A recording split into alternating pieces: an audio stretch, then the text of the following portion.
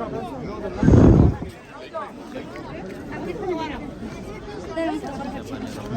বা আরাফার ময়দান।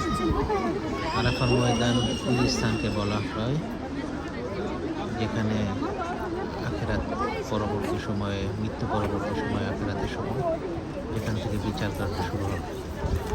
এবং আমরা দেখতে পাচ্ছি জাবালে রহমত, যেখানে রাসূল সাল্লাল্লাহু আলাইহি সাল্লাম তার বিদায় হজের ভাষণ এই পাহাড়ের উপর থেকে তিনি সাহাবীদের উদ্দেশ্যে দিয়েছিলেন। এবং পবিত্র কোরআনের শেষ বাণী আল্লাহর তরফ থেকে যে বাণীটা ছিল, আল-ইয়াওমা আকমালতু লাকুম দীনাকুম ওয়া আতমামতু আলাইকুম নি'মাতি ওয়া রাদিতু লাকুমুল ইসলামা দীনা, সেই আয়াতের নাজিল হওয়ার স্থান রাসূল সাল্লাল্লাহু আলাইহি সাল্লামের মাধ্যমে আল্লাহ রাব্বুল আলামিন জাতিকে জানিয়ে দিয়েছেন। এবং প্রতিদিন লক্ষ লক্ষ হাজিরা এই আরাফার ময়দান দেখার জন্য আসেন। এবং বড় হজে আরাফার ময়দানে উপস্থিত হওয়া ফরজ কাজগুলোর মধ্যে অন্যতম একটি কাজ।